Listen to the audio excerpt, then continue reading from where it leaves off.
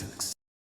தேர்தலில் முதல்வர் ஸ்டாலினுக்கு கிடைக்கப் போவது 2.0 அல்ல, வெறும் 0 தான் என்று அதிமுக பொதுச் செயலாளர் எடப்பாடி கே பழனிசாமி தெரிவித்திருக்கிறார்.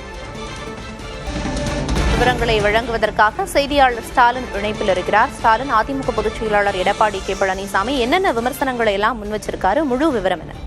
பிரியதர்ஷினி, கடந்த 5 ஆண்டுகள் திமுக அரசு பொறுப்பேற்ற 5 ஆண்டுகளில் தமிழகத்தில் எந்த வளர்ச்சி திட்டங்களையும் நிறைவேற்றாமல் மக்களுக்கு அல்வா மட்டும்தான் கொடுத்துள்ளதாக தமிழ்நாடு முதலமைச்சரை தற்போது அதிமுக பொதுச் செயலாளரும் எதிர்க்கட்சித் தலைவருமான எடப்பாடி பழனிசாமி தற்போது விமர்சித்திருக்கிறார்.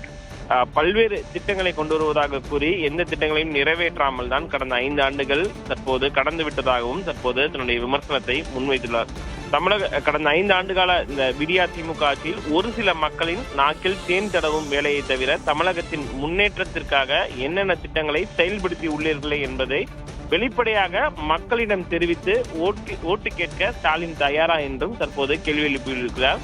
அப்படி அவர் களத்திற்கு வந்தால் அவருக்கு கிடைக்கப் போவது 2.0 அல்ல, வெறும் 0 தான் என்றும் தற்போது அதிமுக பொதுச் செயலர் எடப்பாடி பழனிசாமி தெரிவித்துள்ளார்.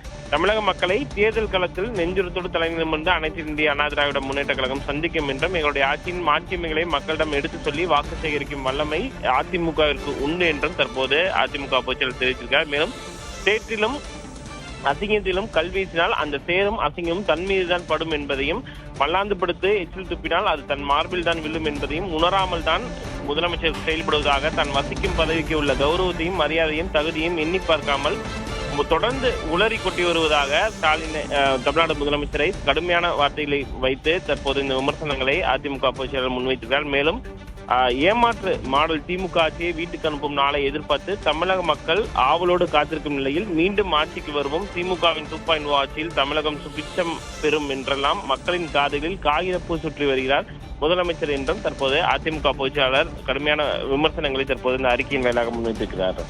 அறிக்கையின் முழு விவரங்களை வழங்கியதற்கு நன்றி ஸ்டாலின்.